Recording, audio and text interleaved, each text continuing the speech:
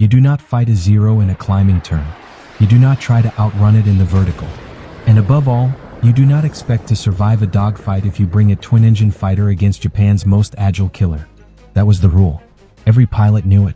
Every intelligence briefing repeated it. Every combat report warned it. For years, the Mitsubishi A6M Zero defined air superiority in the Pacific. It turned tighter than anything America had. It climbed faster. It rolled lighter. And at the start of the war, it carried an aura of invincibility that felt almost supernatural. Japanese pilots believed this superiority wasn't just tactical. It was cultural, a product of spiritual discipline, elite pre-war training, and a belief that their aircraft were guided by something more than engineering. And to the Americans fighting over the steaming jungles of New Guinea or the endless Pacific Blue, it often felt true. The Zero dictated the fight. The Zero chose when to engage. The Zero chose when to leave. And it rarely lost. For Japan, there was a comforting certainty.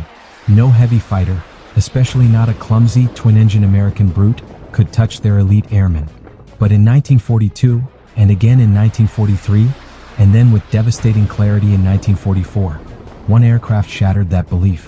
One man, then another, then entire squadrons proved the rule wrong. And Japan realized, far too late, that the P-38 Lightning was not a twin-engine target. It was a nightmare.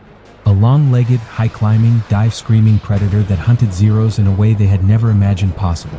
And for Major Thomas B. McGuire, it began with a single moment. A moment when he understood something Japan refused to believe until it was too late. The P-38 didn't need to turn like a Zero. It only needed to kill it. You are Thomas Tom McGuire, 23 years old. Short, wiry, intense. A quiet kid from Ridgewood, New Jersey, who wasn't supposed to become one of the greatest aces in American history. You were bookish. You were shy. You were obsessed with aircraft specifications the way other boys obsessed over baseball scores. You could quote engine outputs, climb rates, wing loading statistics. Not because someone made you memorize them, but because machines spoke to you.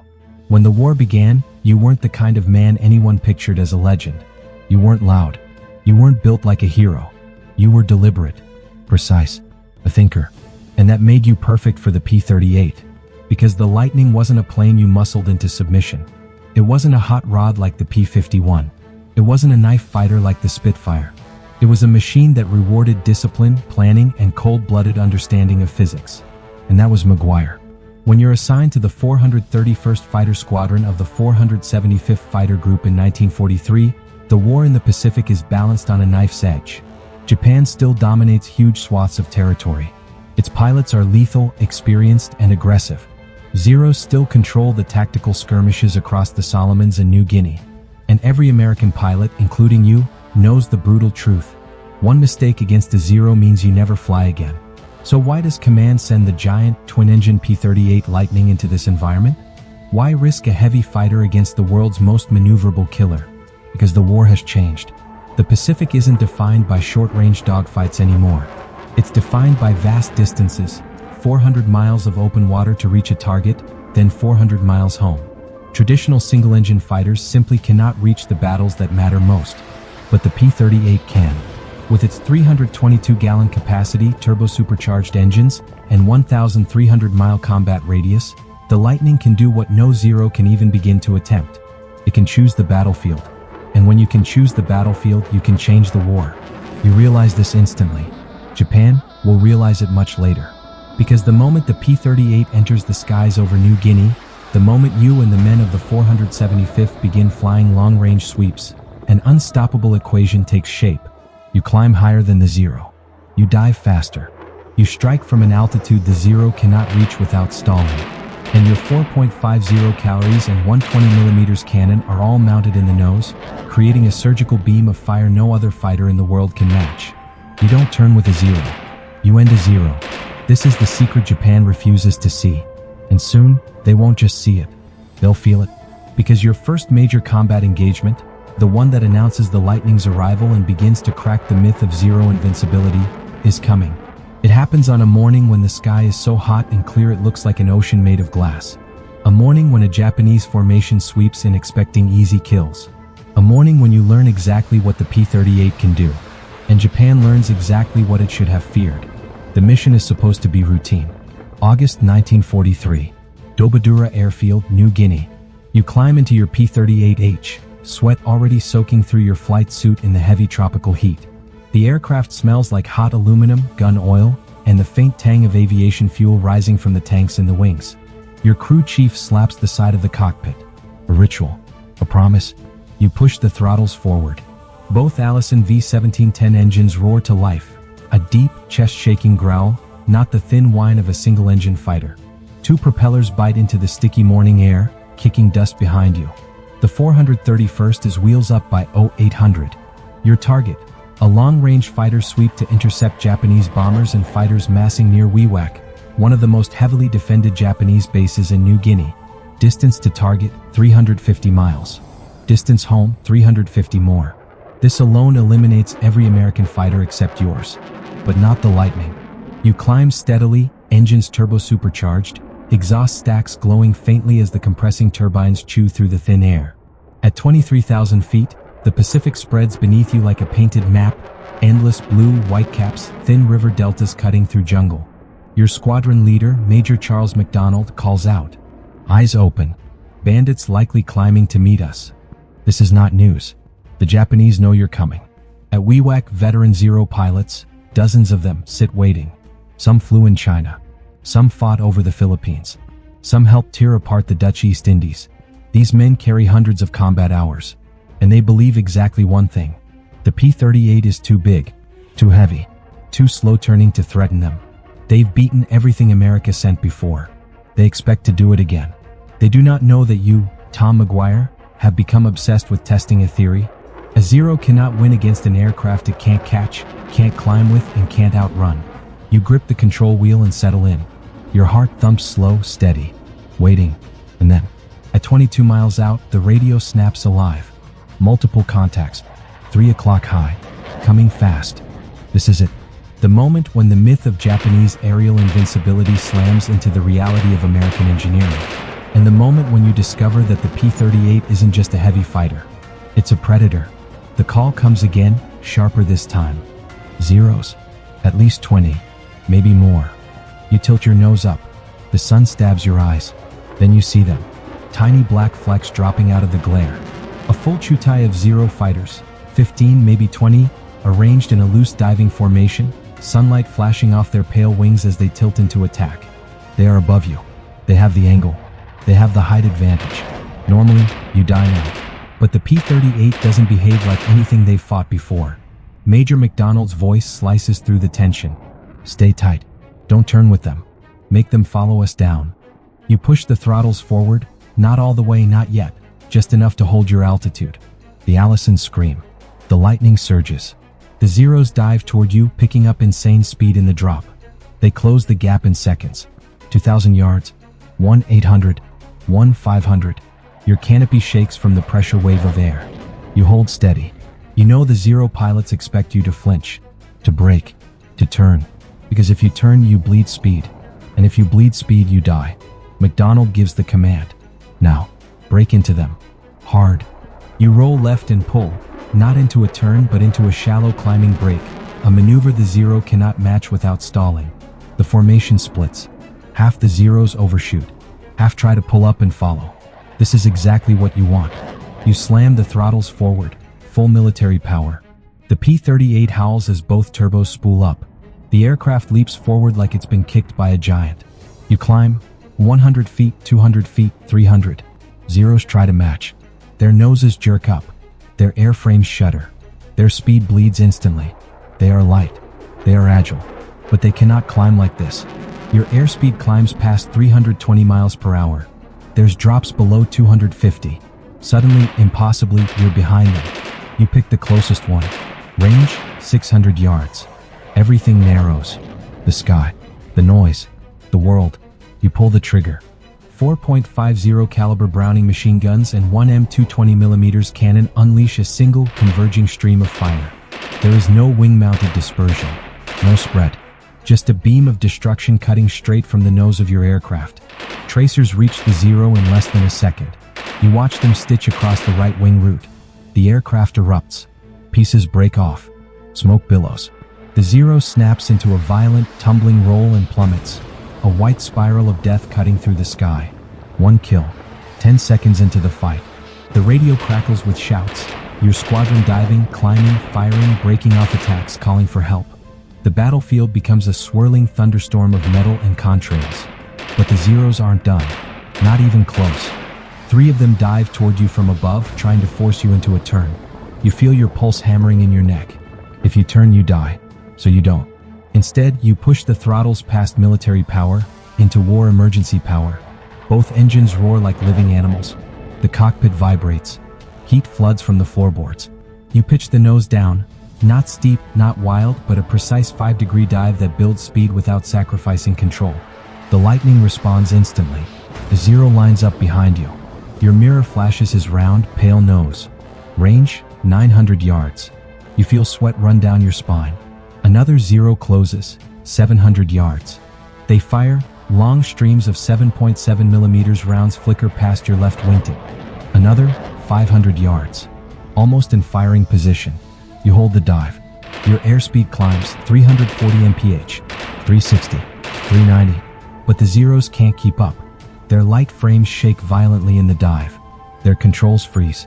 Their wings buffet dangerously. At 420 miles per hour, they break off. One spins away.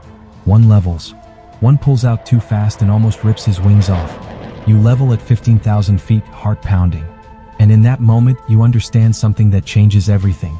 The Zero wins only when the American fights the Zero's fight. But the P-38 fights its own fight. A fight the Zero cannot survive.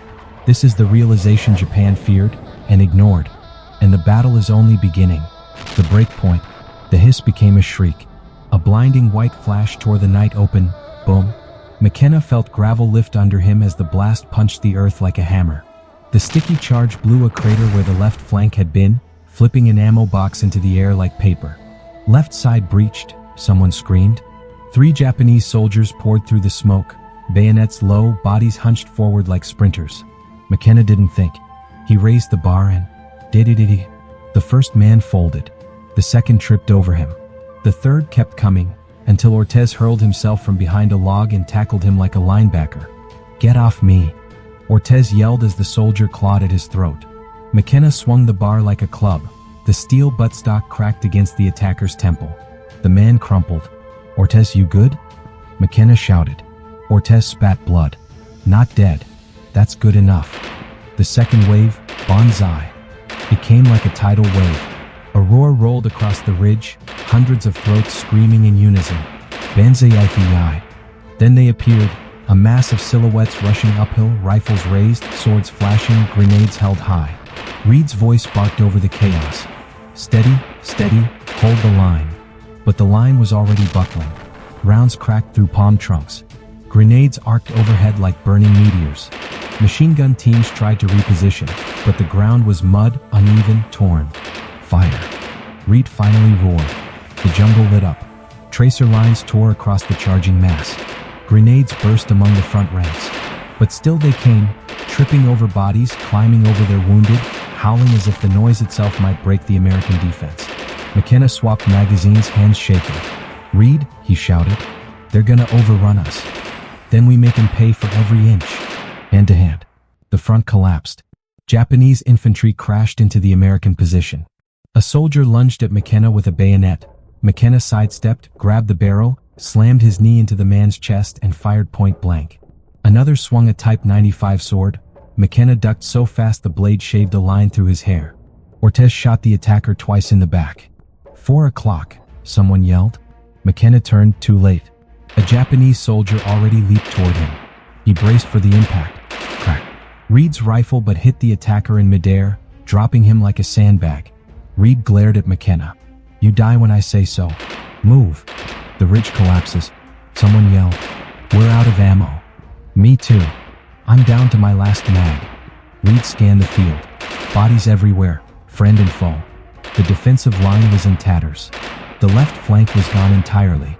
Reed made the call. "Fall back to the inner tree line. Move." McKenna grabbed Ortez and pulled him toward cover. Bullets ripped past them. Branches exploded overhead. The roar of the Japanese assault was so loud the ground seemed to vibrate. McKenna dove behind a thick trunk, gasping. "Reed," he shouted over the noise. "How many of us left?" Reed scanned the survivors. soot-covered faces, bleeding arms, trembling hands. Maybe 20, Reed muttered. McKenna froze. They started with 50. Now less than half remained, and the Japanese were still coming. Reed's last stand built up. Reed crouched beside him. "McKenna," he said quietly, "you remember what I told you earlier?" "Not really. You said a lot of things, mostly angry." Reed cracked a tired grin. "I said we weren't dying tonight." He chambered a fresh round. "So we don't." He rose from cover and walked straight toward the front line. McKenna grabbed his arm. "Reed, what are you doing?" Reed didn't answer. He raised his rifle, and then he charged toward the oncoming wave, toward 6 times their number, toward impossible odds. McKenna watched him go, half terrified, half electrified. "Damn it," McKenna muttered, rising. Ortez groaned. "We following him?" McKenna slung his bar. "Yeah," he said. "We're following him." The 3 of them, exhausted, bleeding, half awake, charged back into the fire. Because if Reed wasn't giving up, no one was. Reed crashed into the charging Japanese line with the force of a man who had nothing left to lose. His rifle barked, 1, 2, 3 shots, each one hitting at point-blank range. McKenna and Ortez flanked him, firing wildly, each burst pushing back the flood by mere inches. For a moment, a single impossible moment, the enemy charge actually slowed. Reed shouted over the gunfire, "Hold, right here. This is our line." McKenna planted his feet, firing until the bar clicked empty. "Ortez, MAG," he yelled. "I'm out." Ortez barked back. McKenna checked his belt. 1 magazine. His last. He slammed it home. Then this one better count. The enemy breakthrough. A fresh wave of Japanese soldiers burst through the smoke, grenades ready, bayonets flashing. "Back up," Reed shouted. "No, wait, hold." But they didn't have time to follow any command. A grenade landed between them. Reed grabbed McKenna by the collar and threw him behind a fallen log. Boom. The explosion flipped Reed onto his back. McKenna crawled toward him. Reed, talk to me." Reed coughed, wiped blood from his mouth. "Still here?" he groaned. "Not ideal, but here."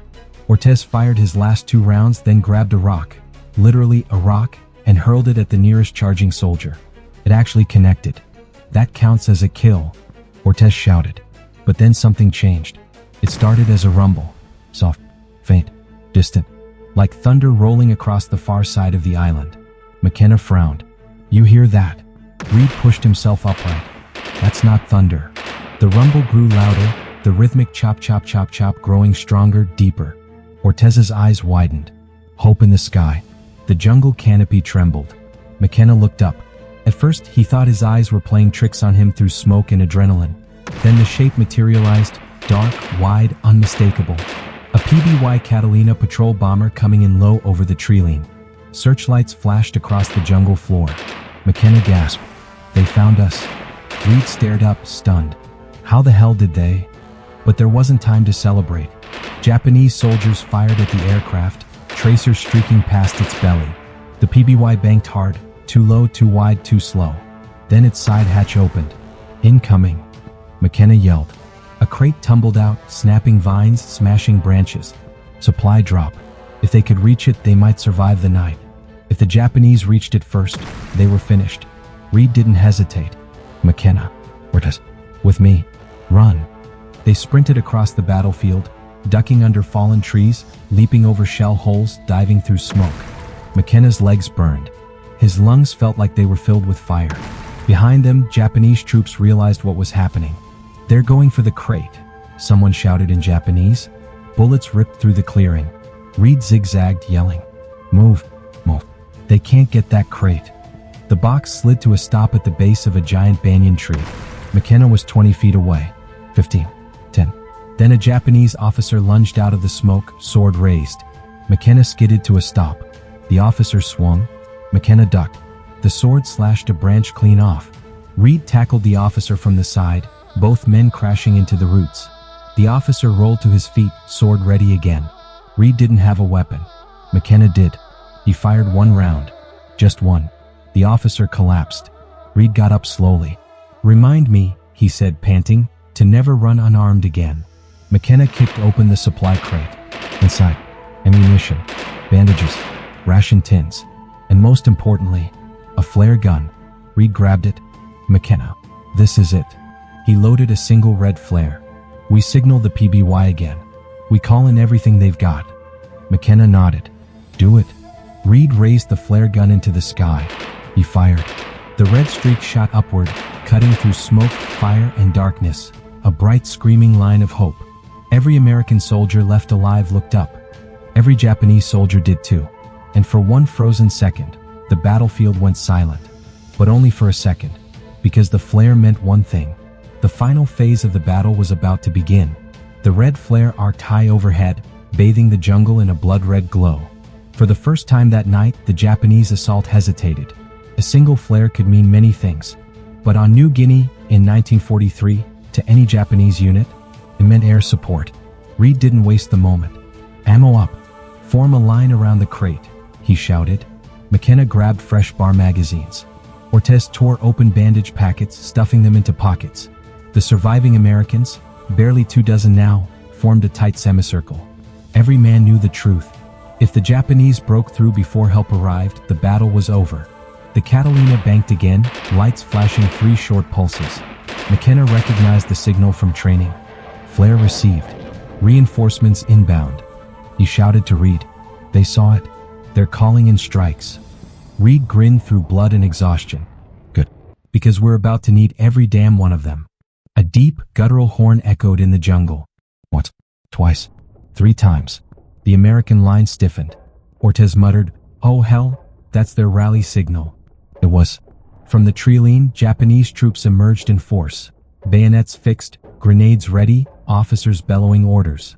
500 had attacked earlier. About half were left.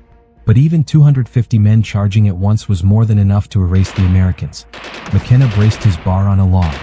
Reed raised his rifle, voice hoarse but strong. Steady. The enemy charge thundered closer. Steady. McKenna flipped his bar to full auto. Ortez yelled, "Any time now would be great." Fire. The clearing erupted. Bar fire tore through the front ranks. Grenades exploded mid-air. M1 Garand clips pinged into the dirt like shrapnel. But still the Japanese came. Faster. Harder. Determined to break the line before air support arrived. A grenade rolled toward Ortez. He kicked it away just in time. Boom. The blast knocked 3 Americans off their feet. Keep firing. Reed roared. McKenna emptied 1 magazine, slammed another in, fired again. His shoulder burned from recoil. Ortez switched to captured Arisaka rifles when his ammo ran out. Even Reed was down to his last clip. The Japanese were now only 30 yards away. Then 20. Then 15. McKenna swallowed hard. "We can't stop them," Reed shouted back. "Yes, we can." Just as the Japanese reached 10 yards, a sound split the air. Not thunder. Not engines. Something worse. The scream of diving aircraft. McKenna looked up. No way. Reed's jaw dropped. Coming in low, in perfect attack formation, were 2 A-20 Havoc light bombers, summoned by the PBY's transmission. The lead Havoc peeled into a steep dive. The Japanese soldiers froze. Then, boom. A line of 20mm cannon fire stitched across the clearing, shredding palm trees and scattering the assault. Men dove for cover. Explosions ripped through the jungle floor. Reed yelled over the chaos. The second Havoc released 2 parachute-retarded fragmentation bombs. They drifted slowly, almost gracefully, then detonated in a rolling, ripping shockwave. K.O.M. Fire raced through the underbrush. Branches shattered. The night sky lit up like dawn. The Japanese charge collapsed instantly. Officers killed, formation broken, survivors fleeing into the trees. McKenna lifted his head. We stopped them. Reed lowered his smoking rifle, breathing hard. "No," he said quietly. "We survived them." The silence after battle. As the last echoes faded, the battlefield went eerily quiet. Smoke drifted between the trees. The Havoc circled once more, wingtips rocking in salute, then flew off to refuel.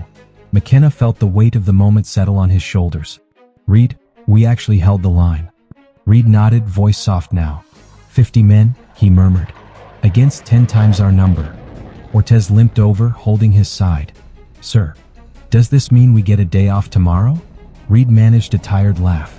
"Private after tonight? You get 2. But the night wasn't over. Because while the Japanese assault had broken, their patrols still roamed the jungle. And rescue wasn't here yet. They had survived the counterattack. Now came the hardest part, living long enough to be found. The jungle was still burning when the first hints of dawn crept over New Guinea. McKenna sat on a broken ammo crate, his bar across his lap, eyes half open, body running on nothing but adrenaline and instinct. Around him, the survivors rested in small clusters, bloody, exhausted, drained, but alive. Reed limped through the clearing, checking every man. "How's that leg?" he asked Ortez. "Turns out shrapnel hurts like hell," Ortez replied. "But I'll live." Reed nodded. "That's all that matters today." McKenna looked toward the treeline. "Sir, think they'll come back?" Reed answered without hesitation. "No, not after last night." And he was right. For the first time in nearly 12 hours, there were no shouts, no rifles cracking in the dark, no grenades rolling toward their positions. Just the slow crackle of distant fires. The Americans had done the impossible. At 6:17 a.m., the survivors heard it. At first it sounded like distant thunder, low, steady, growing louder. Reed recognized it immediately. "Engines," he whispered. "But not fighters. Something bigger." Moments later, a formation of C-47 Skitrans swept over the jungle canopy, escorted by P-38s from the 39th Fighter Squadron. McKenna stood tall, waving a cloth. Ortez cupped his hands around his mouth. "Hey, down here. Over here." One of the C-47s banked hard and dropped parachute canisters, food, water, medical kits, and ammo. Then a message tube hit the ground. Reed cracked it open. Inside was a single line. "Hold position. Rescue team en route. Estimated arrival, 30 minutes. McKenna exhaled for the first time all night. "We made it," he whispered. Reed placed a hand on his shoulder. "No, Sergeant," he said softly. "You earned it." Just before 7 o'clock, the rescue detachment arrived. 2 squads of U.S. infantry, medics, and Papuan scouts who navigated the jungle trails like ghosts. They escorted the battered survivors back toward Doadora airfield. Every man limped. Every man bled. Every man leaned on someone else. But every man who could still walk, walked. Because they knew the truth. They had held the line long enough for the airfield to remain in American hands. And that small miracle would shape the next chapter of the Pacific War. What none of the exhausted soldiers fully understood yet was just how important their night of hell had been. The Japanese assault force had planned to push through the jungle, break the American perimeter, and destroy the airfield before reinforcements arrived. If they had succeeded, Allied operations across New Guinea would have stalled. Convoys would have been exposed. Resupply missions delayed. Air superiority compromised. The road to Buna, La, and eventually the Philippines would have taken far longer and cost far more American lives. But because 50 men refused to break, the Japanese timetable collapsed. Their infantry division lost over 300 soldiers in a single disastrous night. Their command hesitated to launch another major assault in the area. And U.S. engineers kept building the airfield that would soon launch the very P-38 squadrons that shattered Japanese dominance in the skies. 50 men, most of them mechanics, clerks, fuel handlers, and cooks, changed the momentum of an entire campaign. Not through training, not through perfect strategy, but through grit. When the rolls were taken that afternoon, the numbers hit hard. 49 men had survived. 11 had died holding the line. Reed read each name aloud. McKenna and Ortez stood at attention. They were tired. They were battered. But they would not let those names pass into silence. One by one, the survivors repeated each fallen man's hometown, a small gesture so the memory wouldn't vanish into jungle air. These were not anonymous casualties. They were farm boys from Iowa, mechanics from Detroit, miners from Pennsylvania, Latinos from New Mexico, kids who had never expected to fight off hundreds of elite infantry in the dead of night. But they did. And they won. Staff Sergeant James McKenna survived the war.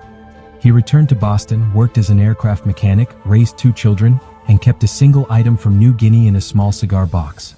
A crushed bar magazine. Dented. Mud-stained. Used during the final 10 yards of the Japanese charge. He never called himself a hero. He just said, "We did what we had to." Private Carlos Ortez recovered from his wounds and went on to serve in the Philippines campaign. He earned a Bronze Star for dragging 2 wounded men out of a burning supply hut during an air raid. Lieutenant Alan Reed finished the war with the rank of captain. He rarely spoke about New Guinea, but the men who served under him said the same thing. He was the kind of officer you'd follow into hell. And on that night we did. Most people today have never heard of the stand at Doa. It wasn't a major battle. It wasn't textbook strategy. It wasn't famous. But it should be. Because it reminds us that history isn't always shaped by generals or grand offensives. Sometimes, it's shaped by 50 exhausted Americans clinging to life in a burning jungle, refusing to surrender an airstrip no one back home had ever heard of. And because their stand mattered, thousands of others lived to see home. If this story moved you, please hit that like button. Every click tells the algorithm this piece of history is worth remembering. We're dedicated to rescuing forgotten acts of courage like this one. If you want to join us in keeping these stories alive, please subscribe and turn on notifications. Where are you watching from? Drop a comment with your city or state, and tell us if someone in your family served. Thank you for ensuring that Lieutenant Alan Reed, Staff Sergeant James McKenna, Private Carlos Ortez, and the 11 men who fell at Doa do not disappear into silence. They deserve to be remembered.